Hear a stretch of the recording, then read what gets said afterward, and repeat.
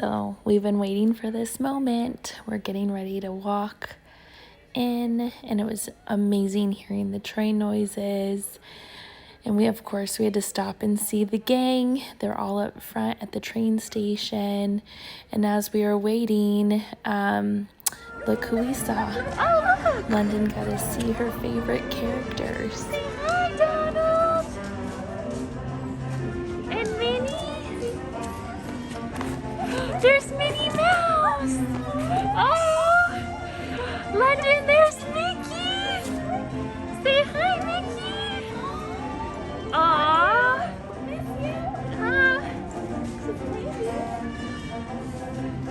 London, that was so cool! That was so cool, babe! We took full advantage of all our photo opportunities. We even bought that for $19.99. You can purchase all the photos that you can have taken throughout the park, which we thought was a great deal.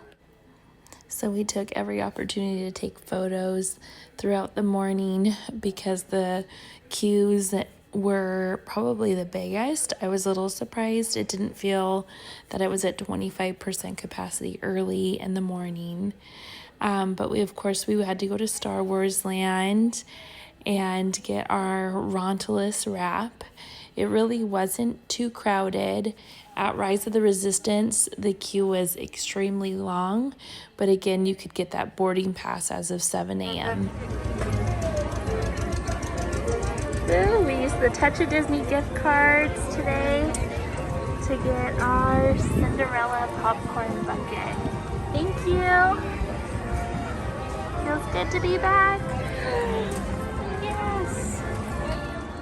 So just a reminder, if you have any money left on those gift cards, the cast members aren't used to seeing them, but you can use them, and those are all from A Touch of Disney. We ended up having 4 extra, and some of our friends gave us theirs that went unused from when they were out visiting. And if you see these areas that we're at, those are the best areas just to stand and hang out. You're going to be able to see all the characters coming out and going back in. Toontown did such a great job with all the characters. I would say out of all my years of going to Disneyland, this is the most characters I've ever seen. You're just walking through the park. There's Mary Poppins, there's Minnie, Mickey, Goofy, Pluto. The list goes on. We saw Alice, the Mad Hatter, just characters we don't always see. It was so fun, and I missed some opportunities, being a mom, taking care of the baby, but I tried to get as many as I could, and they were so friendly. They would walk up to you, wave, but it was just incredible for someone that loves. It's one of my favorite parts of Disney is seeing those characters. And of course, we had to stop by Mad Hatter. London got my first visit ears customized with her last name or her first name on it. Just so memorable, so fun. She absolutely hated them, but they were the cutest on her. Again, we were here on a Sunday, and you could really feel the crowd start to ease up in the afternoon. There wasn't any lines, and I was just having, honestly, so much fun just walking through the park and just filming. It was so peaceful, and not being back for over a year, you're just kind of taking in some of those simple sights, listening to the sounds, the smells, and it makes you really appreciate things about the park that maybe before you didn't want to stop and just pay attention to the little details.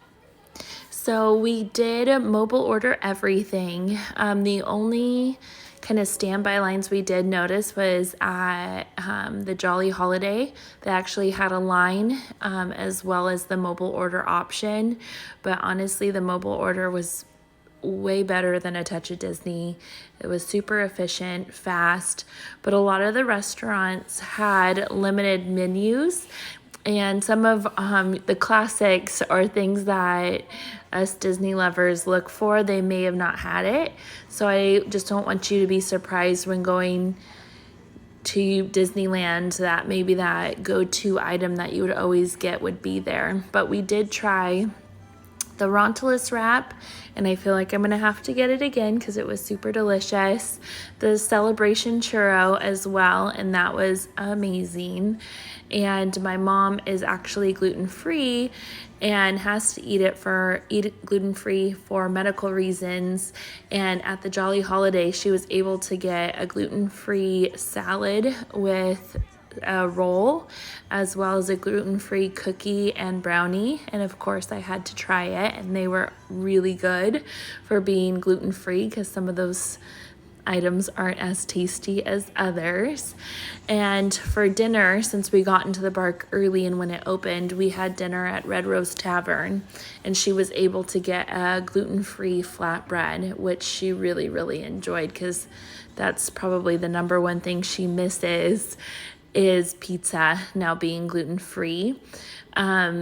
And I wanted to share that with you guys because I know Disney does an incredible job with our family members that have a certain allergies, and that's clearly stated in the Disneyland app.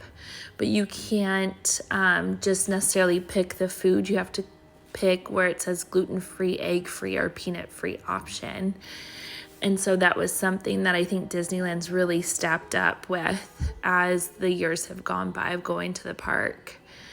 I really want to know what questions you guys have for me and my family. But honestly, for our first day back in the park, our first time coming with a baby, I feel like it was successful.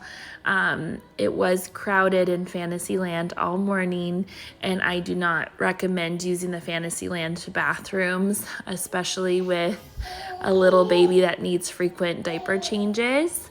My favorite bathrooms that we did use, and those were in Star Wars Land, and they had companion bathrooms, so your significant other can help as well. And they're just spacious and clean.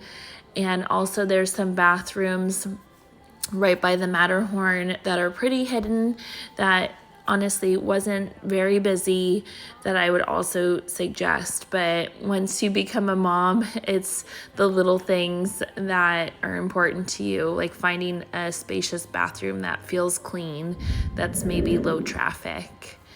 And the park was closing. I wanted to get some beautiful shots. I know we're all just fans of the park itself. They did have security that were trying to do crowd control as people were walking out and leaving. They did shut down the rides. I know there's some other vloggers that I talked to that they were still able to go on rides after hours, but they had cast members at the end of the line closing all the lines down. So they are efficient. It's Disney, but I did love that they let us walk through one last time before we left and get some classic shots with the castle with absolutely no one in the background, which never happens. I think that the one thing that does need to be improved is the parking situation. I've reached out to other vloggers and talked to people, and they've all experienced the same issues, which is waiting. It took us over an hour to get into the parking structure. I'm really not sure why, as if it's at limited capacity. We all know Disneyland's used to being busy. They're super efficient at what they do, but getting to the parking structure and having Anaheim Police Department have to do traffic management and still waiting an hour, it was crazy. But as you can see, I had to get a couple last shots of that castle. Look how beautiful. And it just doesn't feel real that it's back. It doesn't feel like it's been a year, but then sometimes it feels longer. But I just really soaked it all in, from Frontierland, Adventureland.